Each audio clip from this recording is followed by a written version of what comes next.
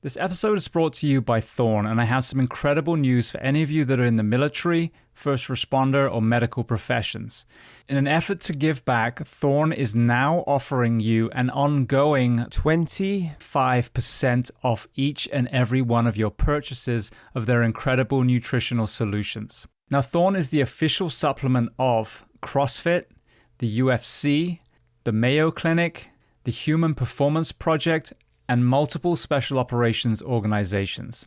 I myself have used them for several years, and that is why I brought them on as a sponsor. Some of my favorite products they have are their Multivitamin Elite, their Whey Protein, the Super EPA, and then most recently, Cinequil. As a firefighter, a stuntman, and a martial artist, I've had my share of brain trauma and sleep deprivation, and Cinequil is their latest brain health supplement. Now, to qualify for the 35% off, go to thorne.com, thorne.com. Click on sign in and then create a new account. You will see the opportunity to register as a first responder or member of military. When you click on that, it will take you through verification with GovX. You'll simply choose a profession, provide one piece of documentation, and then you are verified for life. From that point onwards, you will continue to receive 35% off through Thorne. Now, for those of you who don't qualify, there is still the 10% off using the code BTS10, Behind the Shield 10, for a one-time purchase. Now, to learn more about Thorne, go to episode 323 of the Behind the Shield podcast with Joel Totoro and Wes Barnett. I'm extremely excited to announce a brand new sponsor for the Behind the Shield podcast, and that is Rescue One CBD. For any of you who have listened to this podcast for the last 8 years, you would have heard my own personal journey from using prescription pills after a knee surgery to finding CBD and having incredible success with that. Now, I'm sure everyone listening is fully aware that we have an epidemic when it comes to the use of nicotine pouches, dip, and other products. Now, to combat this, John from Rescue One has developed a nicotine-free pouch called the RIP pouch. It's the first and only pouch that contains CBG, nootropics, and B vitamins for both energy and mental clarity. And as with all of their products, is tested to ensure it is 0.000% THC free. So completely trusted for anyone in uniform. And they always send a drug test with their products just to give you guys peace of mind. Now, the pre-sale for this incredible product has just begun and goes on till October 1st. So if you go to rescue1cbd.com, you can register for the pre-sale and make sure it ships the moment it is available. Now, on top of all that, Rescue One is offering you, the listener of the Behind the Shield podcast, 15% off your order if you use the code BTS, as in Behind the Shield. And you can find all of their products, you can find all of the testing and understand why this truly is a product that you can trust by going to rescue1cbd.com. And you can listen to my conversation with John on episode 1011 of the Behind the Shield podcast. Welcome to the Behind the Shield podcast. As always, my name's James Gearing, and this week I am so excited to bring back on for the 6th time strength and conditioning coach and the man behind StrongFit, Julien Pineau. Now, for those of you who have heard Julien's episode in the past, you will see this metamorphosis from strength training to everything from trauma release, nutrition, accessory work, and for lack of a better word, uneffing CrossFitters. Well, in this conversation, we circle around having last spoke during COVID and reflect on so many elements that need to be discussed, from the destruction of the strength and conditioning industry during that period, how removing these positive places of community and health negatively impacted the athletes, the cancer of extremist wokeism, the lack of ownership and responsibility of mistakes made during COVID, and so much more. Now, before we get to this incredible conversation, as I say every week, please just take a moment. Go to whichever app you listen to this on, subscribe to the show, leave feedback, and leave a rating. Every single 5-star rating truly does elevate this podcast, therefore making it easier for others to find. And this is a free library of well over 1,100 episodes now. So all I ask in return is that you help share these incredible men and women's stories so I can get them to every single person on planet Earth who needs to hear them. So with that being said, I welcome back on the show Julien Pineau. Enjoy.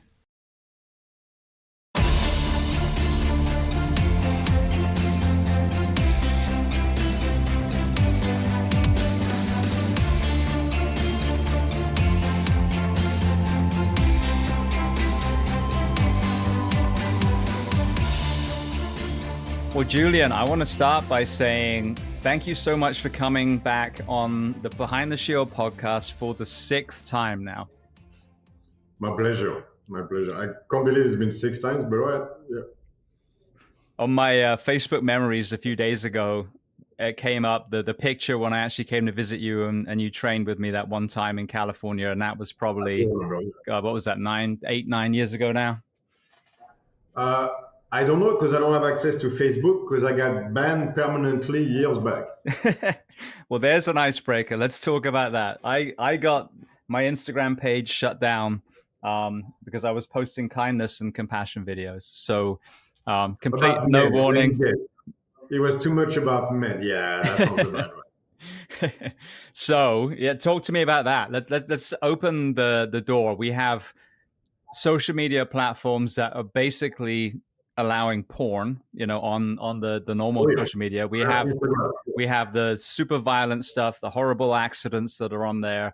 So talk to me about your perspective on why people that seem to be trying to make the world better seem to be the most canceled and restricted groups of the whole social media spectrum. Yeah, but honestly, I wish it was evil. And the banality of it, I think, is truly what scares me the most. Because I see the same thing, a bit the evolution of the fitness industry, right? Where you had the Greg Glassman, the Dave Castro, the people like that and now we're back to bodybuilding and biohackers. And now that the fitness industry runs through YouTube, you're going to see more and more of that and less of that. And what sells the most is obviously half-naked ladies. And so that's where Instagram basically is going. So now I'm sure at some point they're going to try to compete with OnlyFans. So you're going to have girls with subscriptions on Instagram more and more where they can have their, whatever they call that, their Uber contact, the stuff you don't see normally, and then the text messages and stuff. But honestly, this follows the same trend. Like we lost a culture war like about 10 years ago. I will still blame Me Too to start the whole avalanche toward that thing, because what you have now is just a bunch of upper middle class, college educated, like elitists on the feminine side, men and women, by the way, that won the culture war through pressure, that are telling us what to do. And they live in a bubble that is so thick that they can't imagine for a second that their worldview is not the correct one. But the problem is they make all the decisions. And so at Instagram, at Facebook, but I think we're going to see in the fitness industry what we saw in Hollywood. So what happened to Hollywood, or this is how come it's at the hand of a bunch of Google Sheet, college educated people that do not care about movies. Well, because that's not who finances movies anymore. If you see Disney, for example, Disney does not make money on movies. It makes money on theme parks and merchandising. It never cared about it. They never needed to make money on movies. So therefore, who do you think was in charge? It's just Google Sheet people, really good at finance and pushing numbers in there. Then you get Apple, same problem. Then you get Netflix, which is about volume, not movies. Then you get Amazon, same thing. So suddenly, instead of having producers that are responsible to the public, you have producers that are responsible to people that do not care about movies, that only care about their bottom line. And those people make the decisions. And so you take that within a bubble and a culture war and you push it forward, and you end up with people that are just horrible at what they do. And so after that, it's the bubble they live in and making sure they look good with their friends. And they go, look who I ban. We don't have those people on my platform. And then you get that basically, culture war going into the stuff. So people like us are the first one to go. But don't worry, he's coming to you as well. That's the thing with identity politics. Is sooner or later, it'll be you. Absolutely. It starts with us, older white men, but don't worry. Sooner or later, they'll be at your doorstep, and you will be the undesirable. And since it's a Google sheet, they'll press that button on you just like they did on us. Me, I got banned because I dare talk about the Wuhan virus. Like that maybe came from a lab. And back then you could not say that, so got banned permanently. And then I got shadow banned on YouTube as well, and then the whole thing. But so men's values are not exactly hip right now, right? Because we're going back to upper middle class, very feminine and everything. Like people like us are the problem, and so therefore. But I don't think unfortunately, I wish there was an evil there, because it would be a lot easier to fight. I just think there's just an apathy and a lack of care, and men can suffer, who cares? Because honestly, it doesn't create a ripple. It never did. Men are expendable, always will be. That's okay. That's our role. That's always okay. So always will be the case. And so to those people, they're like, what difference does it make? Yeah, it's the apathy of it that scares me the most. Mm-hmm. Well, I think where I've seen it so blatant recently is, and I talk about this all the time, and I was talking about it, and then I got shut down on Instagram. There may be a correlation there, but because I talked about the vaccine mandates and how it was wrong with everyone that was holding the line, and then most recently it's with Gaza. It's not taking a side. It's like, okay, you guys have been at each other's throats. There's it's very similar to the UK and Northern Ireland that I grew up with. Religious war. Yeah. Mm-hmm. But then you have this massive overreaction. And, right at the very beginning, the people that I surround myself with were like, well, time out. This is not a reaction to one thing. This is, like I said, this is watching someone get punched in the face and then the other person beating them to death. There's a certain point where it's not a retaliation anymore. And to have an apathetic nation, the tens of thousands of children are being slaughtered. No child can be a member of Hamas. No infant, the paramedics, the firefighters, the doctors, the nurses, they're all just trying to live their life, or even, the people at the front line are trying to rescue lives and save lives and preserve lives, and they're being slaughtered. The apathy and the lack of courage to stand up and say, that is wrong.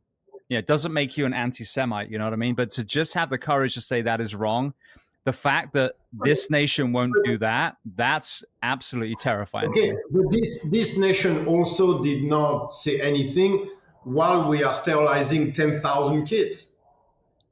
It's still happening today. I'm sorry, but so the trans movement is losing because of women's sports, but not because we're sterilizing kids. Mm-hmm. What does that tell you as to where we are? Isn't that insane that the trans movement is losing because of women's sports? Because now women are like, well, that's not fair. But transitioning kids at 8 with cancer drugs and we know the consequences of that. We know the sterilization with the pre-hormone blood. We know all this. That didn't move the needle, but women's sports do. Yeah. So you know what I mean? Then do you really think Gaza is going to move that? No, I think it is now. It is now, but that's after 60,000+ dead, of which 20,000 were children. People are now going, but I don't think it's because it's coming from a place of courage and compassion. No. It's coming a place of, oh shit, other people are talking about it now. Let's talk about that so we don't seem like we're the bad guys. So far into it, they went so far past what is look, if they had cut that at half, people would have been like, oh yeah, they went a bit too far. But at some point, you have to go look, it's been too long. Come on, people, hello. But yeah, but at the same time, I'm still surprised it lasted that long, because now you're being called an anti-Semite.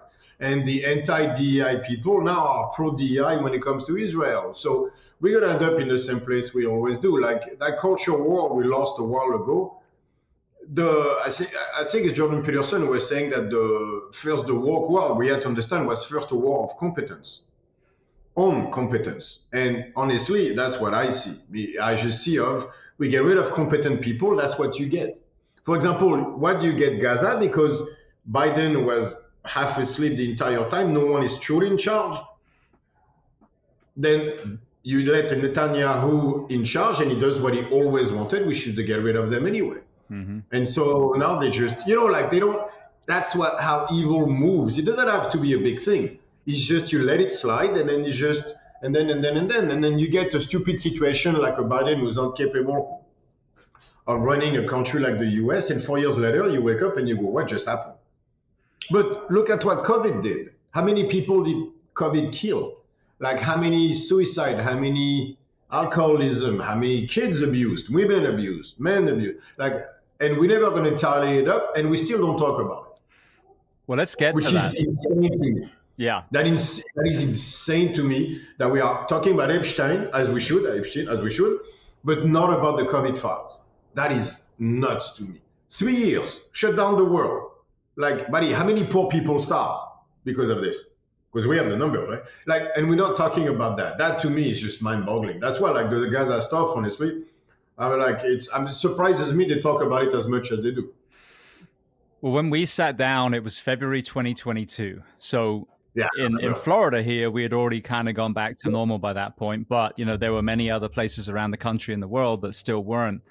And, I think you and I revisited all of the people that I had on the show that could give actionable information to people in their homes, whether it was nutritionists, mental health, strength and conditioning, because the only truth, in my opinion, in COVID was the healthier the nation, the higher chance of survival, period. Yeah, 100%. So 100%. Let's revisit it now in 2025, because I couldn't agree with you more.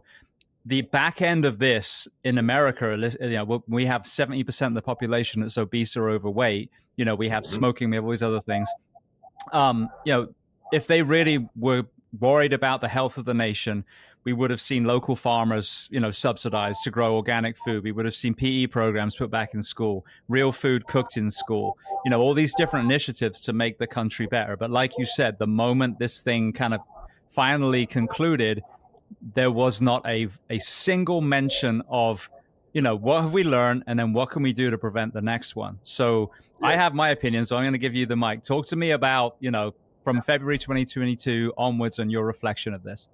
Right. So actually, I have an interesting view on this because of what happened. So when I'm talking to you, I'm in Amsterdam, right? And we have the lockdowns, 9 o'clock till 6 or 8 in the morning, where you can't be on the streets, the whole stuff. Liquor stores are open in the US, remember, but not the gyms. So they closed the gym. They didn't even let you train at the park anymore. You couldn't even go to the park to train outside by yourself. Even that, they started closing down. It was insane. And even during the day, you couldn't have group classes. The shutdown was the most insane thing that we know for now is complete bullshit, which is what we said at the time. So I moved to Brazil. Right, so turn out the pandemic in Brazil lasted 3 weeks. And everybody went no, type of things, we're not doing that again. So what's the most interesting thing in that is if COVID had been what he said it was, and as dangerous as they said it was, the favelas would have been overrun with bodies, because those are places that are, on top of each other, hygiene, everybody's living like this, and you have no access to certain parts of it. So the bodies would have been piling up on the streets. And you know what we saw? Nothing. But the difference is Brazil, everybody is fairly fit, right? By the way, they don't eat that well. They love sweets. They don't eat that well. It's mostly rice and beans, but they are active people. They're much stronger. They're much younger, stuff like that. So at first you saw the wave of, older people, basically the weaker part of the population. They got hit, unfortunately, like everywhere else, right? Then a lot of the death got attributed to COVID, even though it wasn't that. But after that, it died down, and no one talked about Brazil at it because the numbers were fairly low. And I can tell you, I don't care what the numbers are because it's a huge country. We saw it in the favelas. There was no bodies in the favela overrunning the streets like it should have been. Neither did it in Africa, like you would expect. If you have a true pandemic, places like the favelas and everything would be, as you can imagine, you would have bodies everywhere because you can't get them out, all that stuff. You had none of that. Why? Because Brazil is a healthier country. People have better habits. They don't eat the best, but at least they move. They're not as fat. They're not as big. They don't have diabetes. That's what it came down to. And so there was one pandemic, 3 weeks, everybody went back to work. This affected mostly Rich countries, rich people, so the only places where the pandemic lasted a bit longer in Brazil were the places where they had more money because they followed the US. The US sneezes, the rest of the world catches a cold, as usual, right? So that's why the pandemic lasted as long as it did but by the way, here we had a vaccine mandate for a bunch of stuff that most people didn't follow or got fake ones because this is Brazil. And I came to the US, I had to do the vaccine. I could not find a doctor that would do a fake one, unfortunately, so I had to get the real one. But that was the only way for me to travel. We're not even talking about that. You know, that bullshit vaccine that was supposed to keep us from contaminating others or us. Yeah, so that was a lie too, eh? How interesting. And then we're not talking about that anymore. And Fauci is still not in jail. How interesting. I had to take the vaccine to travel as well. And this is the thing with the conversation at the time, for me, that was a choice. Yeah. I volunteered to have it because, of the mandates, when I was traveling. And then I was going to visit my grandmother, who was almost 105. So my point, so I'm like, well, I'm going to reduce I any had a choice to take the vaccine so I could feed my family. That's true. I had that choice. Exactly. But to force it on the very people that had no vaccine, no PPE, were not in their homes, were worried about bringing this disease back to their family early on when they thought, it was going to kill everyone. No one had a problem with those people being on the front line then. And then there's a 180, and now if they don't take the vaccine, they're literally terminated. And I spoke to someone, I think it was, where are we now? I think it was the end of last year. So end of 2024. And I think he had just been terminated then. And they're still to this day now trying to take jobs from California and first responders. So this is the conversation we need to be having because, like you said, the efficacy ultimately is 50-50, which is no different than a placebo or anything else, So it was never, ever the vaccine that people said it was going to be. Like, if you take it, you stop the spread. I don't think people had a problem as much if that was the case, but they were lied to. Even Fauci said that was bullshit.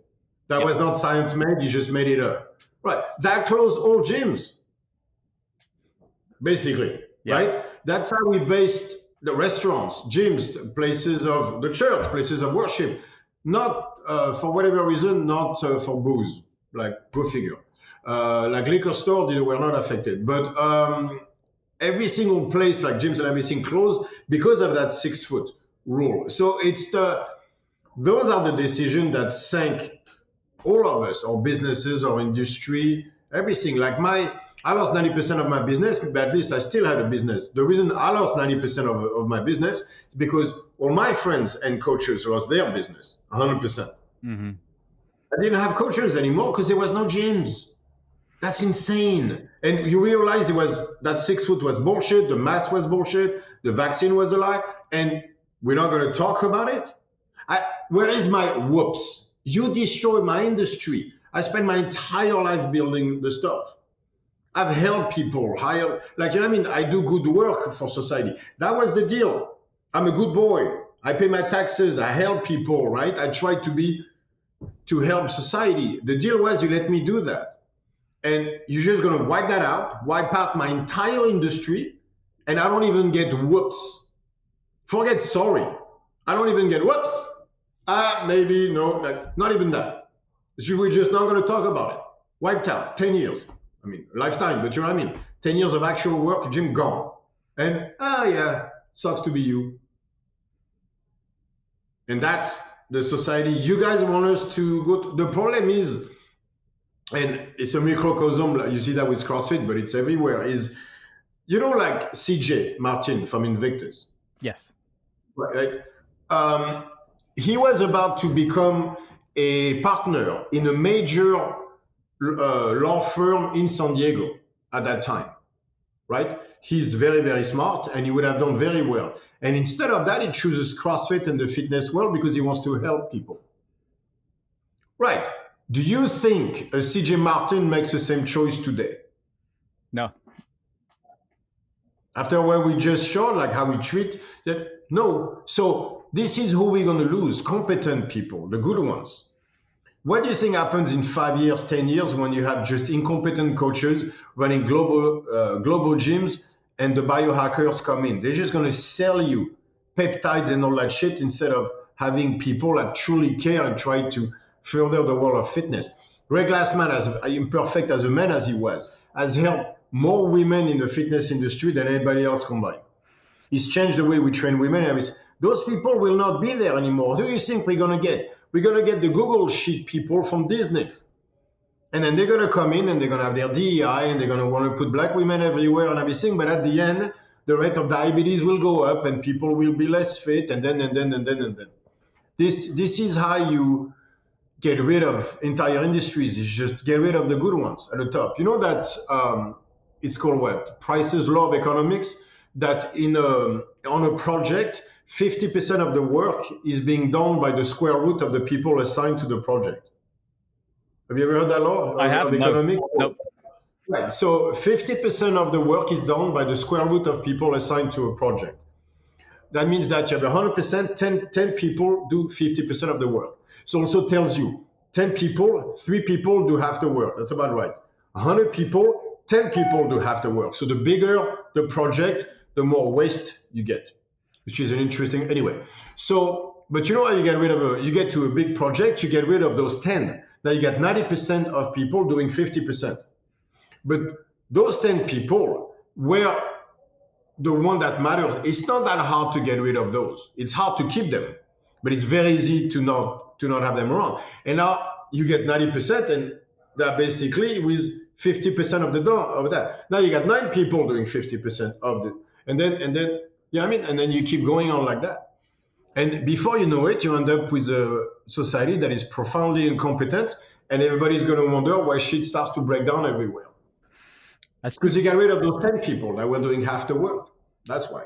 That's really interesting. But you got 90 left, so it doesn't matter, right? It's interesting because that mirrors what we're going through in the first responder professions at the moment. When it was very competitive, and it's not that they've been really well supported at this point. Sadly, there's been a devolution of the working environment. Great people, super competitive, especially post 9/11. But, you know, as people have started to realize that we have the cancers and the suicides and divorces and alcoholism and all the other things, you know, and then people aren't, like you said, wanting to go in these professions anymore. That's creating more of a void. That's creating more spaces that people are forced to work overtime. And now the hiring standard comes down. So the same way, what we've done is by not addressing the things that are broken in the first responder profession, we too are kind of driving away that 10%. Now, there's still a lot of good people in the fire service, but more of that 90% are coming in because they're like, we just come in, we need people. You know, you're out of high school, you got a heartbeat, okay, come on in. And so with that, you find some great people by accident, and you have some people that are liability that are going to cost that department a lot of money down the road. And this is what I'm starting to understand now. And, you know, I'm not the sharpest tool in the box. It's taken me to 51 to understand it. But all these cries, for example, financially of, oh, we need more tax money, or, you know, fire department needs a greater budget. It's bullshit. It's the false economy of the way that you're working. Like you said, if you have, you know, 10% that are working, 10 people that are doing 50% of the work, and then you can figure out how the other, you know, another 20 people can do the other side, because you're going to have the people that are the best workers. Now that's going to give you the same productivity as those 100. And so you search for those people that are, you know, are wanting to do the job, and then you pour your money into them and give them a healthy work week, fitness standards, you know, mental health counseling, and then you keep those people through the longevity of their career. That saves your country, your city, your county, you know, billions and billions of dollars. People don't understand how easy it is to break things, how hard it is to build, because that's the problem too when you get rid of competent men, is those are the ones who build things. And building things is hard. Destroying is easy. Those modern nihilists who want to see institutions go down, you only say that because you live in the US when the electricity is always on. Come to Brazil, try to get rid of structure, see what happens. Who do you think is going to save your ass? Right? So it's very easy to talk like that when you live in the US. Come live in a third world country, you'll change your mind about a bunch of stuff. But anyway, the problem is and I'm going to use Pixar as an example. You know, Wall-E, Up, all those great movies, right? So you can see that from the beginning of Pixar till when it turned to shit, it's simple. There's one dude in charge. His name is John Lasseter. He's a massive nerd, and he likes to hug people, and he gets drunk a lot. But oh my Lord, and by the way, when it comes to work, he's a tyrant, which means he shows up, you better do your job correctly, otherwise you're going to hear about it. He's super nice, but not when it comes to that kind of stuff, right? And so he's someone who's worshipped, but not always liked in that sense. And that's the Me Too movement comes in, and they're going to use the fact that he hugs people. Let's get rid of it. So they get rid of John Lasseter, they have a meeting to tell he's gone, and suddenly you have one woman raising her hand saying, can we please get a woman to run this place? Because that's the Me Too era. And so they put a woman in charge, and the first thing she says, like, I'm here to make sure Pixar is 50-50. 50% men, 50% women. And that's all that's where the incentives are going to be at. They get rid of all the older men responsible for animation. And now you got Pixar today, who just released a movie no one can watch because it turned to shit. Because you got rid of John Lasseter, then you got rid of his people, and then you got rid of that square root of people that do most of the good work. And now you end up with shit, and you wonder what happened. We pour so much money in it. Pixar movies now cost more than when John Lasseter was making them.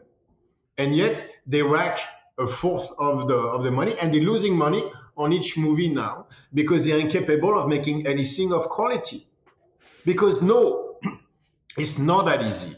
No volume will not solve the problem. No, putting more people on the project will not solve the problem. On the contrary, it makes the project worse because you actually need to favor the good, competent people. But once you start getting rid of competency first and then just to have some other idea of equality of outcome, that's what you get. But people will not understand that until start to go to shit, which is Hollywood. You'll notice some actors now are starting to complain. Yeah, because they're losing their lunch. That's why. Now that they don't have a job anymore, they start to complain. I'm like, how funny, how interesting. You didn't care about that 10 years ago when you told us to stay the fuck home and how dare you endanger everybody. It's funny how that works, right? While your people were out there trying to save people without people really paying attention whether we were helping them or not. No one cared. Nurses and first responders and everything. It's like, yeah. Let's just, I mean, how many were fired because of that vaccine mandate thing? Like how many refused and got fired? We don't talk about that either. Please bring up a massive lawsuit about all this and put Fauci in jail. Yeah, well, it's interesting in my profession because there were definitely incidences where, certain genders or ethnicities were not being hired when they should have been, when it wasn't the demographic of the population. And so the knee jerk, as we always see, was, okay, let's just go and we need X amount of this type of person or that type of person. And what that does is, again, you in that group, you get some people that were probably phenomenal firefighters. And it was by chance that they were in that group and they, an absolute asset to the department.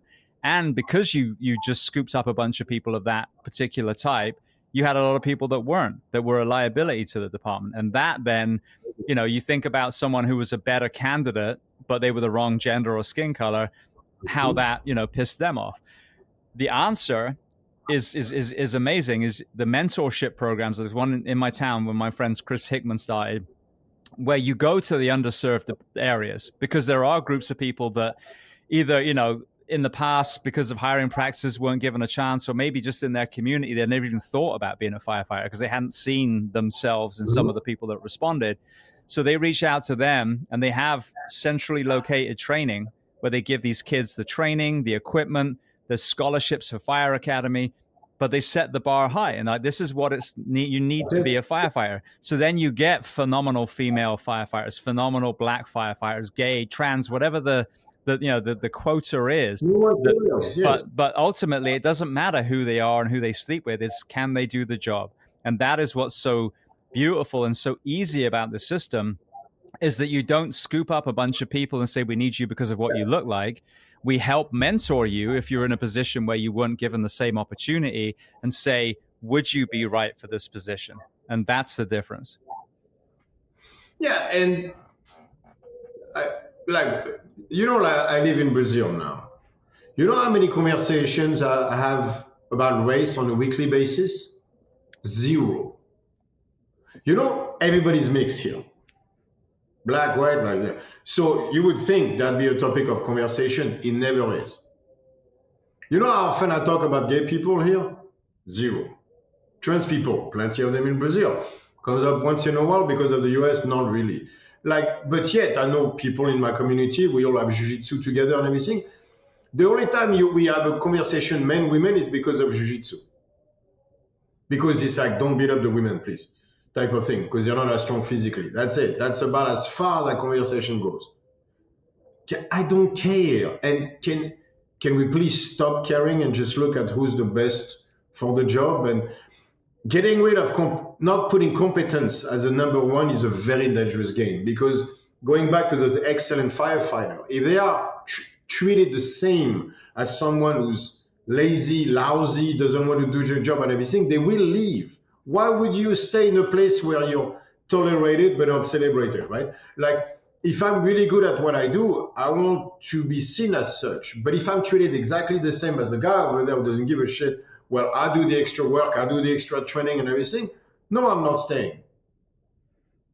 Like the CJs of this world will not go back to fitness. That is a shame. And people will go, oh, it doesn't matter. It does matter, because sooner, like there's no one to make sure the thing keeps moving forward and everything. We're losing CrossFit. CrossFit is dead. That's gone. Now High Rocks is going to take over. Who does High Rocks? It's all the runners. It's those upper middle class people. They're going to run the stuff. So you're going to have basically High Rocks is going to be women, skinny women that like to run for hours. Men are going to do jiu-jitsu, and then CrossFit is going to die off. And now we're going to be stuck with bodybuilding and biohackers selling peptides. We're going to be back to that. You used to sell steroids, now they sell peptide because it's so much better, right? And then Ozempic in order to lose weight instead of getting your ass to the gym. Is that where you guys want to be? That's what happens when you get rid of competent people. That's what scares me. And oh my Lord, do I want competent people as first responders? Yeah, no, exactly. Doctors, can we have a few like doctors, first responders, pilots come to mind? Yeah, absolutely. Yeah, I mean, like, especially pilots. That'd be nice, right? Like that kind of worries me a little bit, I won't lie. Yeah. Absolutely. Like it's stuff like that. Like the engineers on the plane, I would like for them to be competent as well, please. You know, the stories about Boeing where you go, how did that happen? It actually happens very easily. That's the problem. It's very hard to build. It's very easy for things to go to shit. You live in a third world countries, you realize how easily the electricity could turn off, or the water, or the food, and how people would turn savages real fast. Like here, they stopped the pandemic because they knew if people got hungry, that was not going to go well. Like, no, they won't be at home waiting. No. Because here people will starve to death fast. Because there's no structure like we have in the US or, you know, Europe or stuff like that. So here, if they were not working, they starve. And they were like, I'm not starving, which, as you can understand. So all those people that are, you know, with the hashtag stay the fuck home and everything, it's very easy to do that in your air-conditioned world and everything. But the rest of the world is a little bit rougher than that. Absolutely. Speaking of competency, I just shared a video. And again, I don't know the backstory, but obviously it was a massive error. It was in Manchester, and double-decker bus, and the driver went under one of those kind of aqueducts where the canal goes over the road, and sheared, you know, the top part of the bus. And there was passengers in there, like 14 people were hurt, one critically. And again, you know, was that, you know, overwork, you know, fatigued driver? I mean, how the hell I don't even know how you go on that route. Or was it, again, lack of training, poor hiring standards? How do you miss it? Mm-hmm. Yeah. But think about the human cost, but also the financial cost. You were trying to cut, you know, costs or whatever, you know, pay people worse, whatever the thing is. How many millions of dollars is that going to cost you now? That's insane, though. Well, how come we hear so many of those stories, though? You can say whatever you want. If it's one or two, okay, but man is in on the rise. Like, we should be so scared of competence taking a dive. That should scare everybody. And the thing is, you know, it's the frog in the boiling water, right? You won't see it right away, but I live in a third world country. Lesser competence has very dire consequences. that I don't think people understand because they just got too soft. They don't see the everyday violence, the stuff and everything. But there's many situations here where make sure you're not the prey, or at least you cannot be seen as one. Because it can be just because you get charged $5 instead of 2, 20 instead of 10. That's one thing. But they look around, they see a certain, me with my size, they go like, well, it's not worth the effort. I'm going to prey on someone else. Like, you better convey an idea of competence to make sure that things, at least to you and your family, do not go against you. And that's the real world we live in. You know what I mean? Like, do not be seen as a prey. And in the West, we are not seeing what the lack of competence can bring. Like, we started to see it on the business level on corporations like Disney and stuff like that, where you go like, how are you that incompetent at what you do? You can't make an anime movie anymore. Disney cannot make an anime. That should scare people. Because imagine the number of things that have to go wrong to get there. Turns out not that many, by the way, but you can get there very easily. But that should tell you something about that, at least the society we are creating is going the wrong way. The response to COVID should tell you there's something profoundly wrong in the way we've been dealing with things for at least 10 years, let's be honest, 20 to 30, but let's just say 10, 15 years. But that response to COVID should scare us. The fact that France accepted the 6-to-6 lockdown and everything that we hadn't seen since the Germans were in Paris, the fact that everybody went with that is insane. This is crazy. Yeah. Those are crazy times that don't scare people enough, at least, I think. And honestly, the fitness industry is going to wake up with the same problem. Well, speaking of that, right? So with the peptides, I've found an application that's actually good for this community because a lot of the firefighters, are woefully overworked, underslept. Yeah, and so what is happening here, and this is probably since we started talking, well, since we spoke last, is now all these men's clinics are popping up. And these young men, I mean, we're talking, and women as well, that are in their, late 20s, early 30s are going to these clinics. And unlike the bad old days where the doctor would say your testosterone is 251, you're fine, also wrong. Yeah. Now they're saying, oh, you're still low, because it's insane how low these guys, blood work is. It's just, and it's because of the sleep deprivation. They're saying, oh, we need to put you on TRT, not peptides, TRT, without telling them all the side effects and the fact that they're going to be on it for the rest of their life because their little balls are going to shrink up to the size of walnuts. And so... Yeah, or lifestyle changes first. Yeah, but in at the moment, a lot of them can't because they're working 56 hours a week. Then they get told they can't go home because there were these overtime, these vacancies because of this mismanagement. So some of them are working 80 hours a week, like every other week, some even more.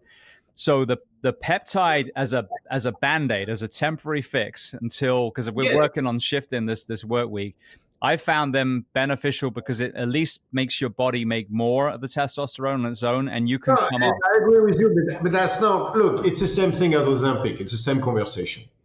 Does Ozempic work? Yes.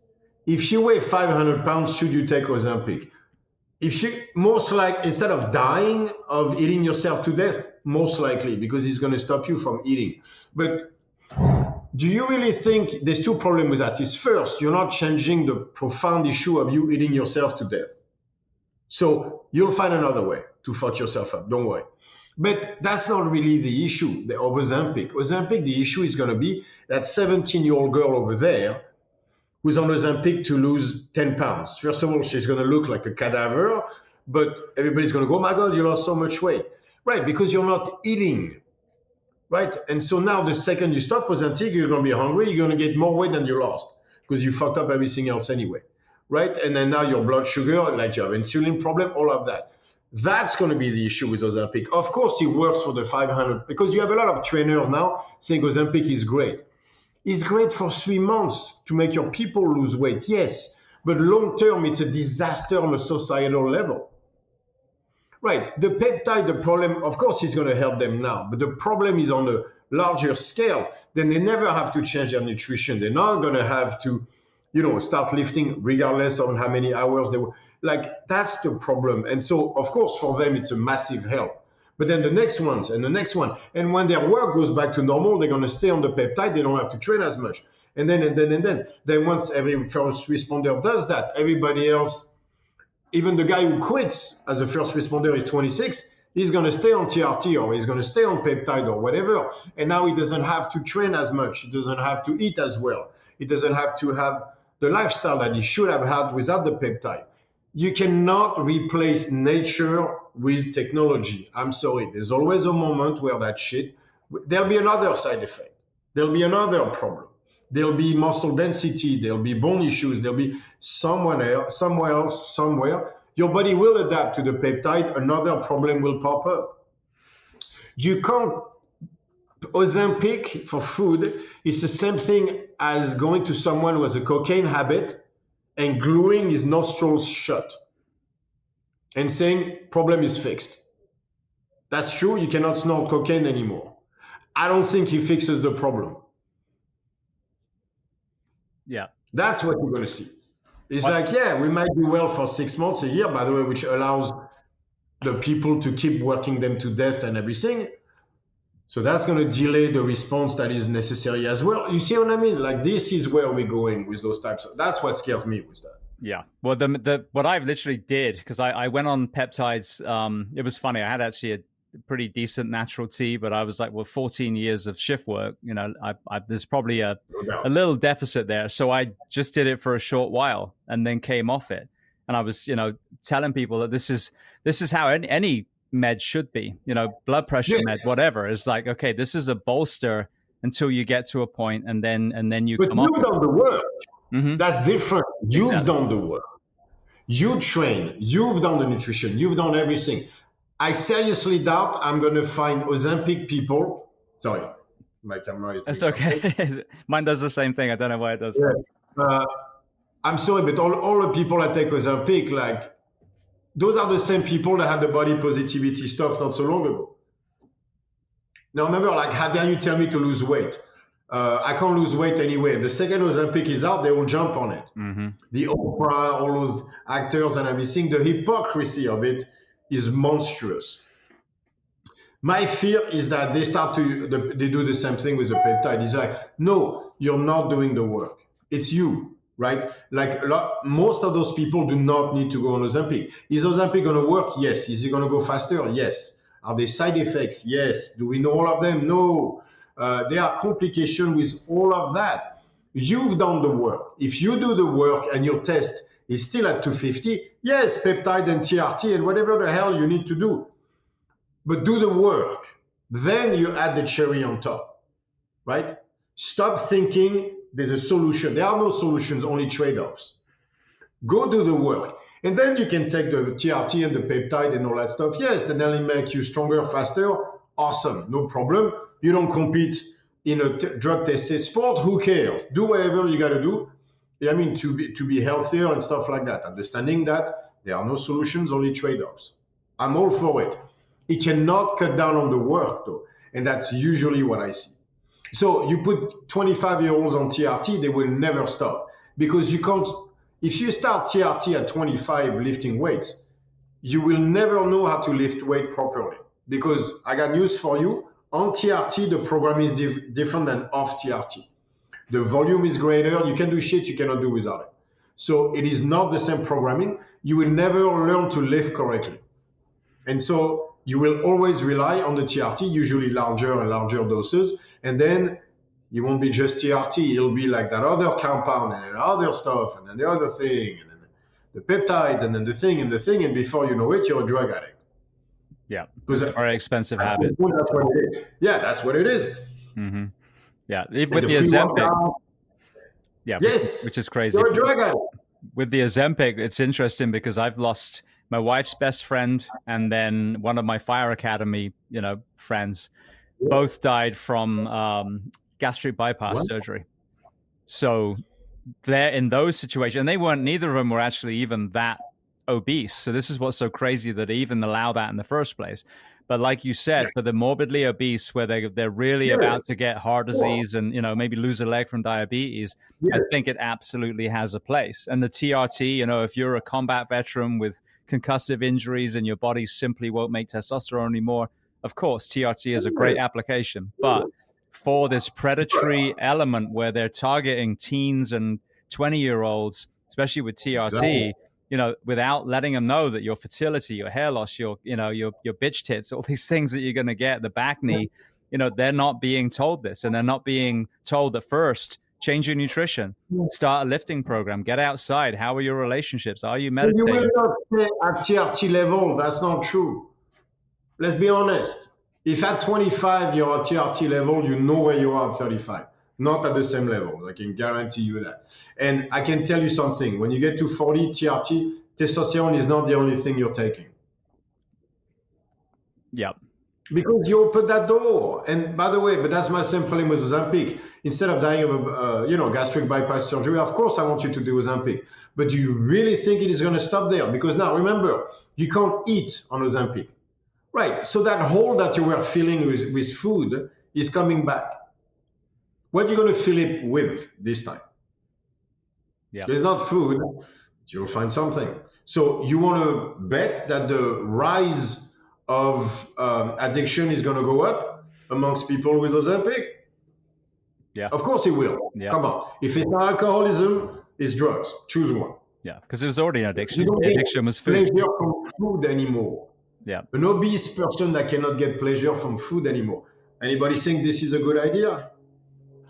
No. You're going to kill them with something else, man. It's obvious. Except in the meantime, you put an entire generation of 15-year-old on a new form of anorexia.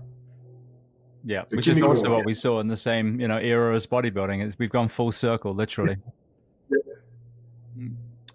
That was a great thing with CrossFit.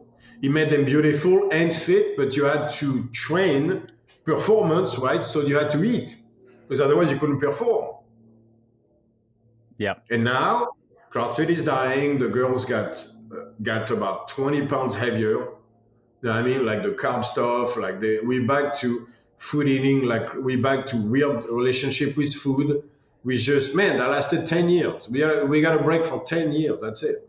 Now we're back to all that bullshit. I'm like, oh man. Mm-hmm. Yeah, my wife's into all those TikToks where she watches other people eat in their car and make all the slurping and snapping noises, and then it's always fast food. It's always shit food, and I was like, this is a bad sign. If that's entertainment now, watching someone eat shit food, there's your sign, as they say.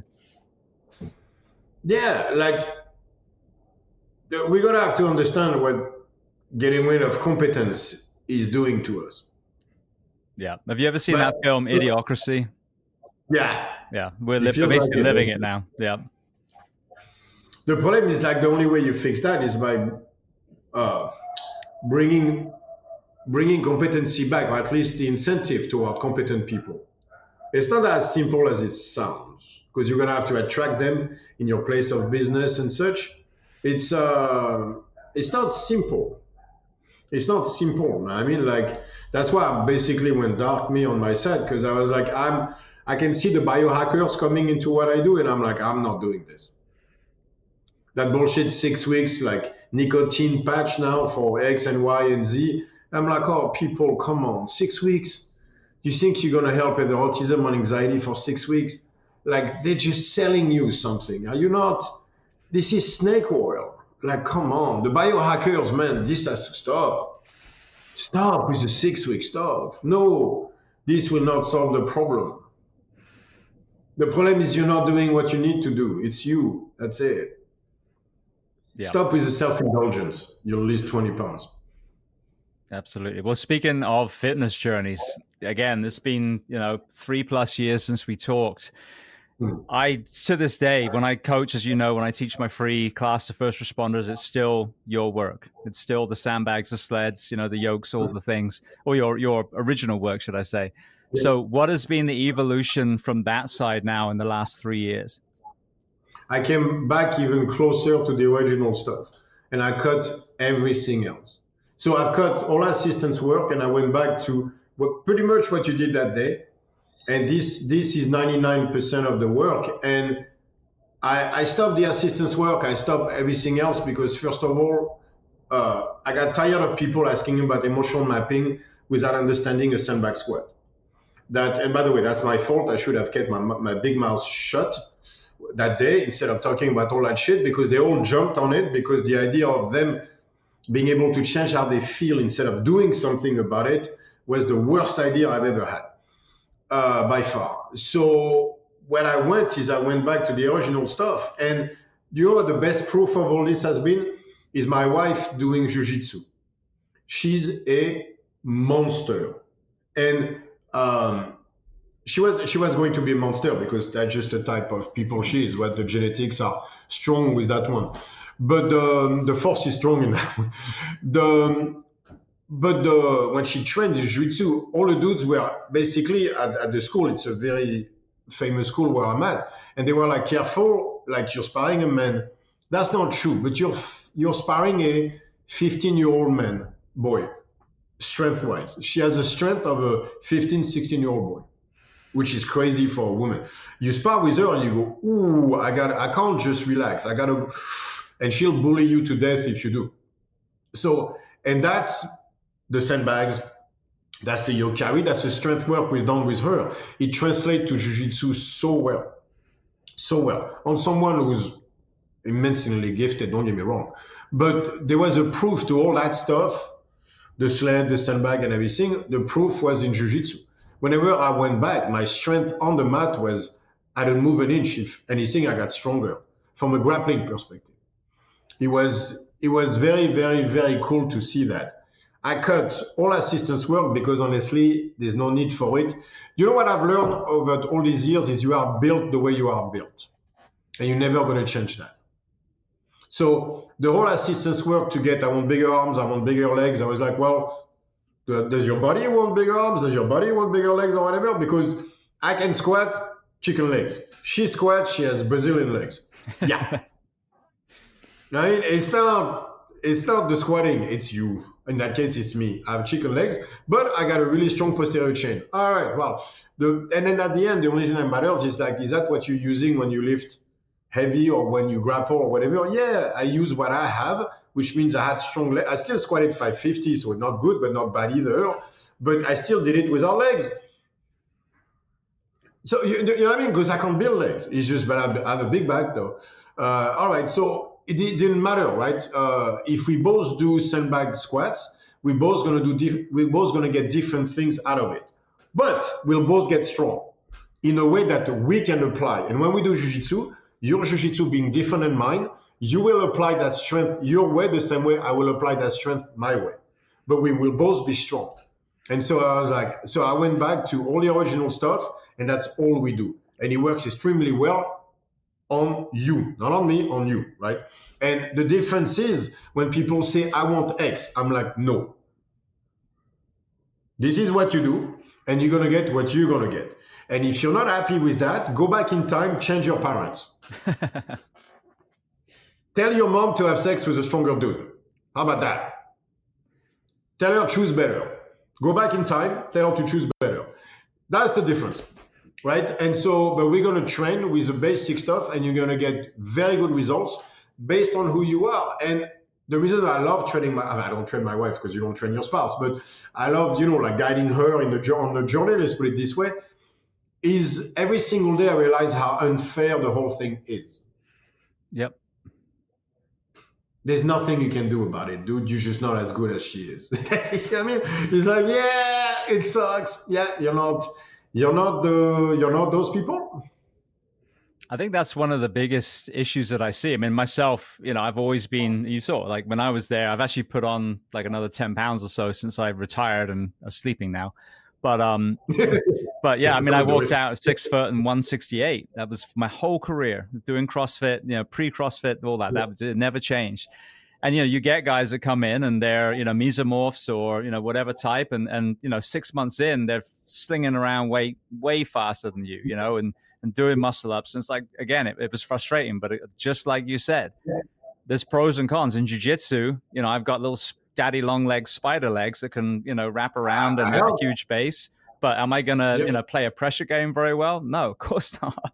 I'm like a little stick insect. So yeah, but I think that's it. There's a lot of shaming, even in gyms, like, oh, you're not as big as me, you're not as strong as me. And it's like being truly grounded where you're like, I'm okay with who I am. And I want to be as strong as James Gearing can be, within reason. I'm not going to focus all my time on strength, but No, not looking at you get other a good people. idea. Yeah, but look, I've been 240, between 230 and 240 I don't know, the last 20 years, I think. Right? I got stronger, but I didn't get bigger, right? And you go like, oh, but you're big and everything. I'm like, I'm not, because I was competing with strong men, people that were, a friend of mine was 6'6", 350, and I have a picture of him next to Hathor, and he looks like a kid. I've stood next to Thor, and I look like an infant. Oh my Lord. People don't understand how big that man is. He's huge. Right. So those that were my friends, right? And so I was like, you guys don't understand, I'm a shrimp. And even the weights I lift is fucking so light. So I was all proud of, my 900-pound yoke carry for 100 feet. But right, it's still a warm-up for those fuckers. By the way, twice my weight, literally. I walk around 235. The dude over there is 465. I'm like, oh, okay. Yeah. Right. So how are you going to change that? Well, you're not. I got news for you. There's no amount of steroids you can take that's going to change that. That shit is just, you're not that. But I was good as a 230. All right.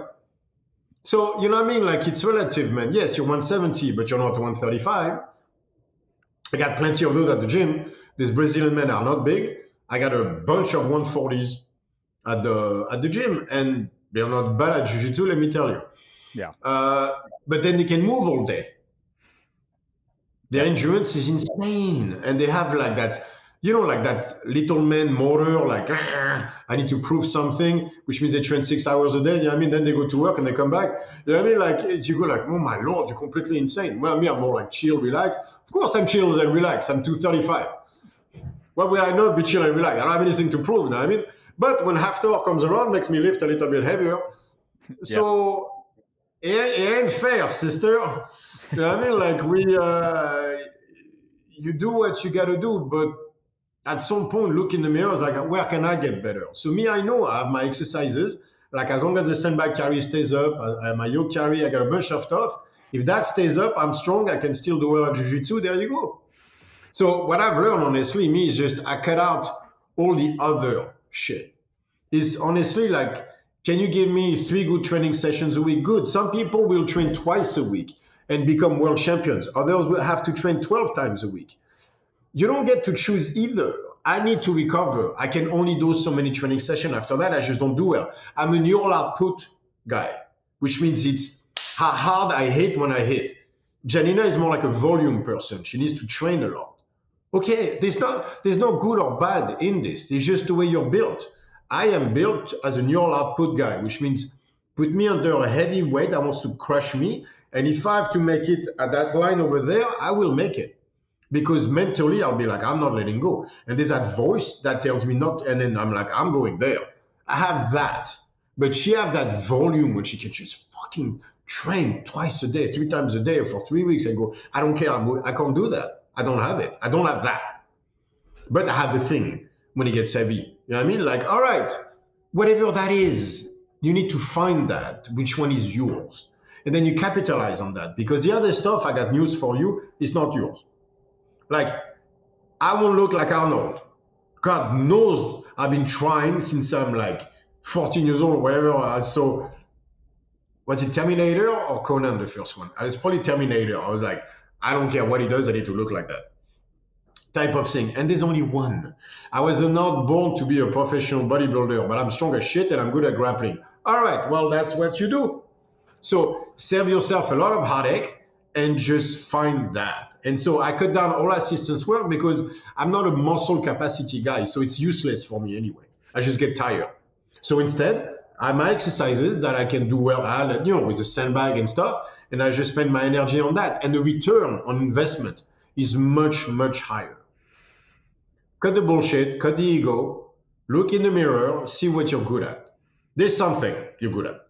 Yeah. There's something you can be good at, right? Something that has a highest return on investment for you. Go do that.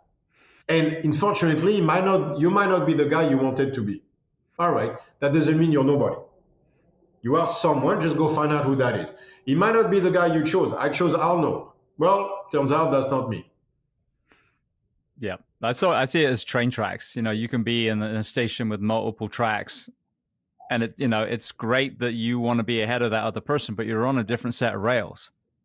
you never can be on those other rails. You know what I mean? So the way I look at it, if you look at early CrossFit, when I used to train from the main site, back then it was awesome because I'd find a guy named Sven in Sweden who was 6 foot tall and roughly my age and roughly my weight, and be like, okay. But it wasn't I was trying to beat Sven. You were using each other a barometer, like, how are we doing? You know, how am I doing on my own journey? And then when the games kind of took off and it became competitive, now everyone in the gym is trying to, air quotes, beat each other in the WOD. That's when I think you saw the form start to diminish. And then like you said, it was almost discouraging because, I never beat Steve. He always crushes me, instead of going, I'm better than I was a week ago. That's amazing. You know, and those two things get blurred. Sven was amazing because Sven beat you at certain stuff, but you beat Sven at other stuff. Yeah. So now you understand how life works. You go, but I can beat him here. Oh, but he's good there. So let me catch up a bit here. Hey, I'm within 90% of Sven. I did good because, you beat him on that, and then he's doing the same. And now, how hating that guy gives you so much gains. I love to hate people. Like, my friends are the people I hate because they're the one who make me do better. You know what I mean? So there's always that one guy you hate more than anybody else. That's your best friend right there. You need to hate that guy, right? But you hate him because on certain things he's better, on others you are, and then you go back and forth. And that's how the thing moves. When we started to go like, I need to be that dude, then you're screwed. It's like saying, I'm going to be the greatest sprinter that ever walked the earth, right? With chances are no. That place was taken. I ain't going to be me, unfortunately. And it's funny because if I say that about basketball, I want to play in the NBA tomorrow. Sprinting, right? I want to be, everybody will laugh. But whenever it comes to gym stuff, everybody was like, oh yeah, you just have to work hard. Bodybuilding, strongman, oh, you just have to work hard. No. Jadina deadlifts 440 for a reason. She's fucking strong. You know what I mean? And she'll get to 500 because she's that strong. Yeah, it's not fair. But you're not her either. You know what I mean? But it's the idea, work hard and everything in the gym. It's the same thing as working hard on sprinting. Are you going to get better? Yes. That's it. You're going to get better. That's the only thing I can guarantee you is that. Yeah. But how far you take it, who the fuck knows? I don't know either, by the way. I just know that within 2 years, you don't make it at national level, you'll never be a world champion. Mm-hmm. Yeah, you watch some of these races with the real champions, and they just get smoke the rest of the course. So you see even these elite sprinters, for example, that would crush you any day of the week. These high-level people come, and it's just another gene pool completely. Because they all trained their ass off. It's another year you didn't even know existed. Mm-hmm. Honestly, the rule is simple. Is a world champion will get to a national level in 2 years cruising, not training, just fucking around. And within 2 years is national level. And you go, what just happened? I've been here for 12 years, working my ass off. And then 4 years later is top 20 in the world. And now the work starts. Because the next 5 years is going to go from the 15th spot to the 5th. That's 5 years right there. And the other 3 years is to get from 5th to 3rd. That's the problem, is the work starts once they get to top 20 in the world. And now you have that top 2 that is just built different from those guys. Yeah. That you just don't touch. Yeah. Then you get bold and you go like, yeah, well, no. It's you get that one in a generation. Yeah. Not to say they didn't work hard on any of that stuff. You just you don't understand how past humans some humans are.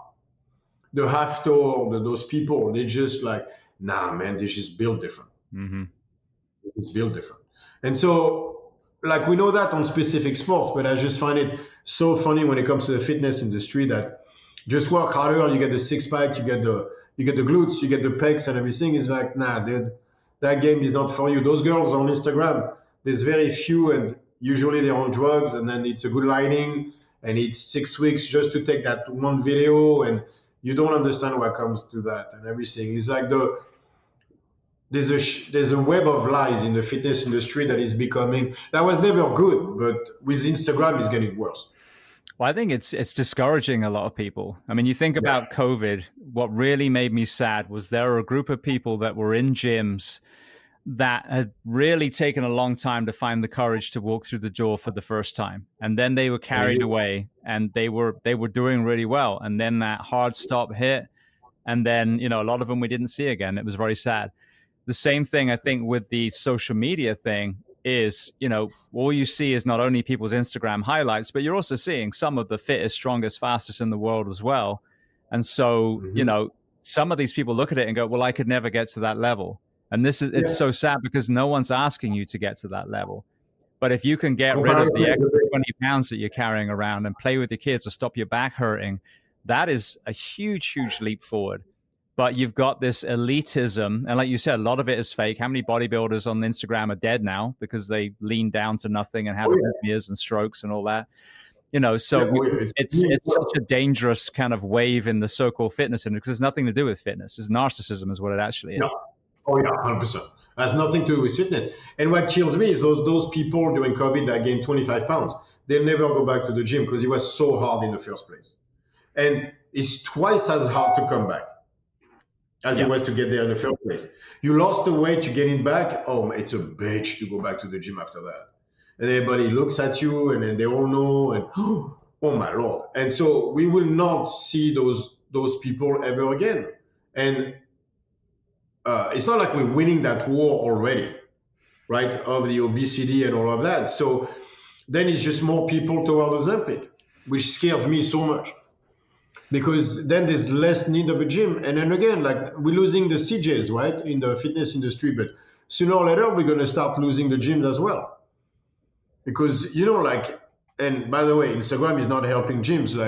With all the, like you see, men are going less and less to gyms now because of all the problems we have associated with videos in the gym. And then, the TikTok problem and then the OnlyFans problem and all that stuff. You have less and less men in gyms, so now we're going to bankrupt that industry, and then what? Yeah, it's that. Those are the things that I see around, and I'm like, fellas, we need to do something about it. And CrossFit was really gave us like a new jolt of energy toward that, but then COVID took care of that too. Yeah. And now that we got rid of Greg Glassman, CrossFit is dying, and so where do we go? People like you or me, where do we go? So I train at home. The gym that I train at, that we were trying to get you to years ago, if you ever came to Central Florida, I got to give massive props. I mean, when the COVID thing happened, we did everything that they said initially. They closed, they genuinely did. And then we transitioned to outside, 6 feet apart. And then, you realize, well, wait a second, lifting platforms are 6 feet apart anyway. So CrossFit has always been 6 feet apart.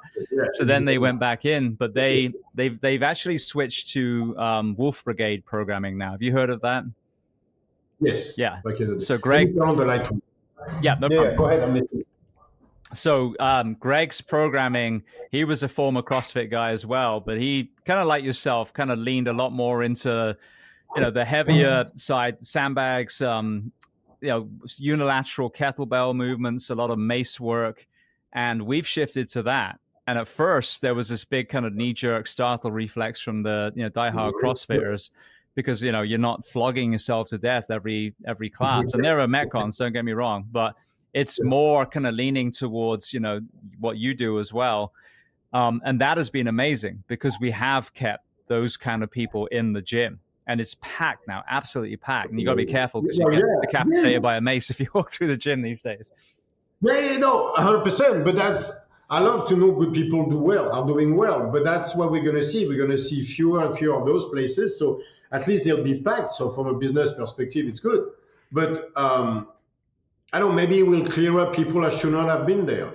But we'll see what happens in the long run. I am a little bit worried about the direction of what we do because I'm afraid of that we're going to start to lack a sufficient number of competent people.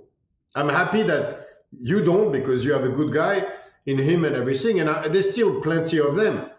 I just hope it keeps going that route. That's all. Yeah. Well, I mean, it's so so far the wrong way when it comes to what's needed in this country. Because as we talked about post-COVID, we have 70% of the nation that's obese or overweight, and we're crying out for all these things, socially, whether it's better, schools and PE programs and the arts and all these other areas. And they're like, oh, we're going to have more taxes. It's like, well, no. I mean, the NHS is a perfect example. In the UK, before it got sliced and diced by privatization, the idea was if you have a tax-based healthcare system, the ultimate push is to make British people healthy. So we use the NHS as little as possible.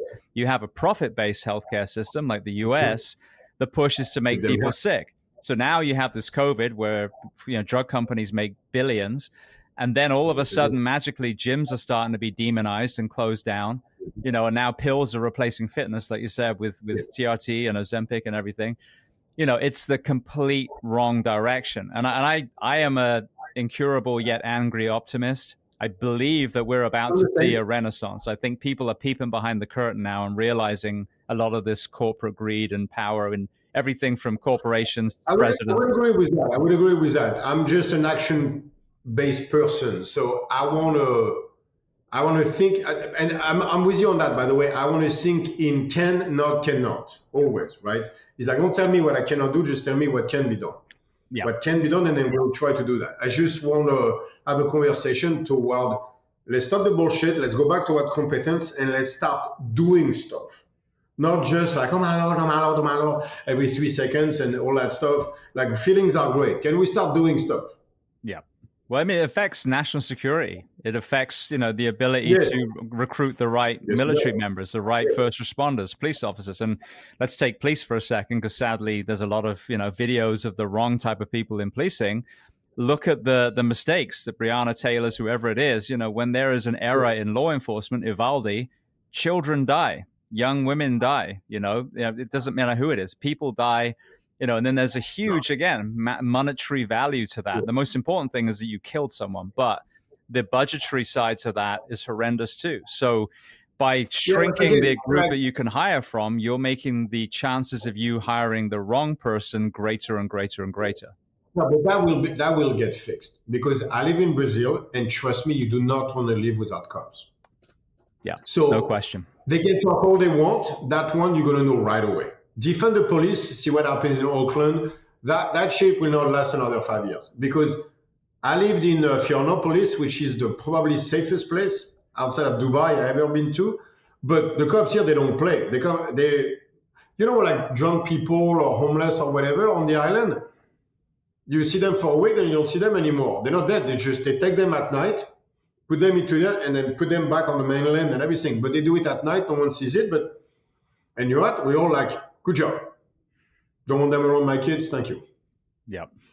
And so, but no one criticizes the police here, because they go, you want to deal with it yourself? Go ahead. And then that shuts people up real fast. So the defund the police and that insanity that is behind that, I'm not too worried about the US, because you cannot survive without cops for very long. No, I honestly, you can survive a lot longer without gyms, I can tell you that. Yeah. That movement's already dead. The cop defund movement just died on its ass, after a few years. It's like firefighters. Like, look what happened in LA and everything. You get another 2 of those, they're gonna go, okay, stop. Like, that's it. Like, how much money do you need? What do we do? Of course, people only learn through catastrophes and stuff, unfortunately. But the cops will be first. The firefighters will be second. I have no doubt of that. You cannot live without those. I know that from living in a third world country. My problem is the gyms are far, far, far down the line of all of that, which happens to be my world. So that worries me.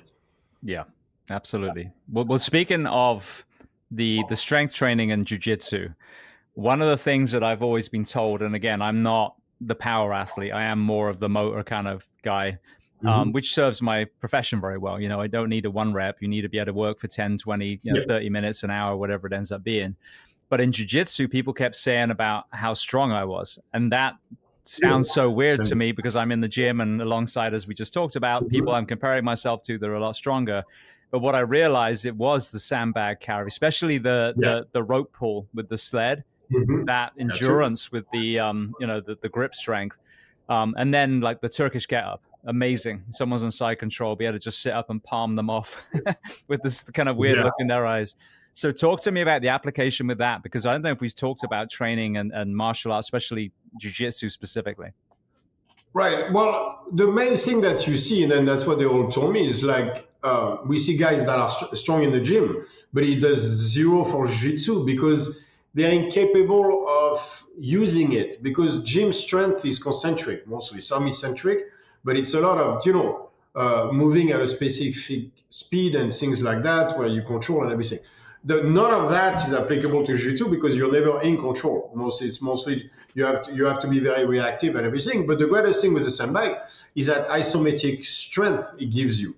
It gives you two things. First, the isometric, because you hold, and it gives you, that rotation and all of that. And the second is that it builds a structure in a way that you can just apply pressure and take pressure in a way that others cannot. Like what I've seen with people that are very strong in the gym is you lay on side control, stuff like that. They can't breathe. They have none of that structural strength that I'm used to with a sandbag that is so rough, so mean, makes you ache everywhere at first. But it prepares you for jiu-jitsu because it's exactly the same type of strength. Sandbag carry and everything is wrestling. It's exactly the same stuff. It's farm work, basically. It gives you a toughness, the rotation, the isometric, the eccentric. It just gives you a capacity to handle difficult work in a way that your gym never will. So it's great to be strong in the gym and everything, but the fact is it's not always usable. Not like the sandbag, the rope pull is. You know what's funny about the rope pull is John Danaher, who's the head trainer who trained Gordon Ryan, the greatest no-gi grappler of all time, and like that. His favorite exercise was the rope climb. Mm-hmm. For exactly the same reason we like the rope pull. So the difference is the rope pull is obviously you can change the variables much better, and then you're not going to fall, and not everybody can do rope climbs anyway. So it was the same idea. Those are exercises that just apply themselves extremely well to grappling, for example, which is wrestling a bear, right? And the gym work just doesn't. So I always found that very interesting. There's nothing that mimics that will give you the grappling strength like a sandbag. Yeah, I agree. Sandbag, so it's been what? 12 years now? Oh, more than that. 2014? Right, so over 10 years doing this. And I go back to exactly the exercise I thought were the best starting the whole thing. Sandbags, rope pull, some heavy carries. This is where I'm back. Yeah. And carries over more than anything I've ever done. 10 years later, it's exactly the exercise I used at first. Exactly the same ones. What about the nutrition side? I remember one of the most recent ones that we had was when you were really kind of diving into kind of carbohydrates in the morning, prior to working out, and then you were leaning into the proteins and vegetables in your evening meal. Is that something you're still sticking to? Yeah. The only thing is when it comes to carbs is I've switched to basically fruits and honey, and I've taken out the grains completely. And what have you noticed from that? It's a very, very different type of energy and a much better one, I got to tell you. I have this entire podcast we could do on propionate, which is a short-chain fatty acid coming from the high fiber carbohydrate, stuff like that. But there is a threshold to the amount of overall carbs you can have. There's a threshold of inflammation. There's a threshold when it comes to the nervous system and everything. And the grains, the problem with the grains, I mean the rice, the bread, all of that, is that it gets you closer to the threshold in a very chronic way, where you don't necessarily feel, but you're very, very close to that. And you add something to it, like a sugar or whatever, and boom, inflammation, sympathetic response, and the whole stuff. I took out the grains because with the fruits and the honey, I know exactly where I'm at. The honey spikes me. If I abuse it, I stop for one day, and then I'm back to my normal. I cannot do that with the rice. If the rice takes me too far, then it's 2-3 days of being inflamed, aching everywhere, the mood, the thing. Relying on grain is dangerous, I would say. And no, you can still be big with a grain. I'm 240 right now. So no, fruits and honey, but the same thing for my wife, we're fine with that.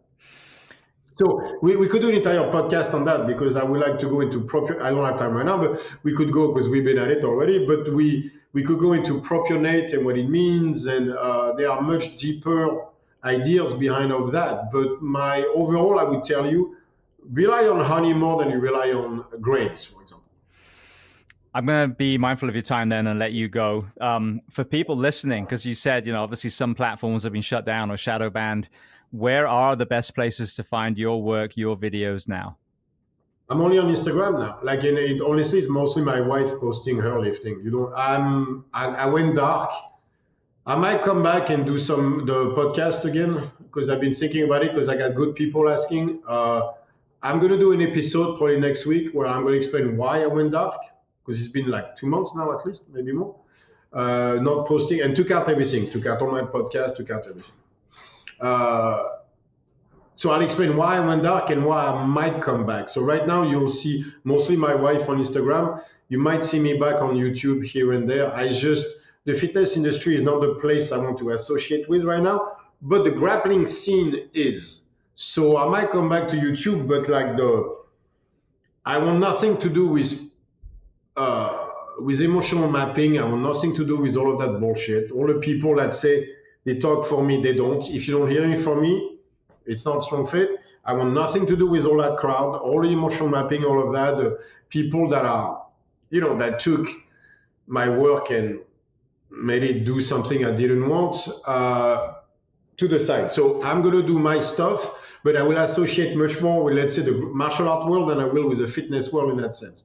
But I might come back with a podcast and stuff like that because I have some very cool stuff that we've been playing with all of that. And going back to the simple ideas of the beginning actually were probably the best ones. I can tell you I should have shut the fuck up on a bunch of stuff. Yes, that is very true. And my earlier, simplest ideas were most likely the best ones. Yeah, well, I mean, that's literally what I've been using this whole time, and they still work. Same with foundation training. I mean, I swear by that. It helped fix my back, and both yours and that were kind of about the same time. And, the old stuff still works. So I would love to get you back on when you want to take a deep dive into the inflammation and the diet and all the other stuff too. But in the meantime, I know you got to go. So I want to thank you so much for being so generous with your time, and for the 6th time coming on the Behind the Shield podcast. Thanks, man.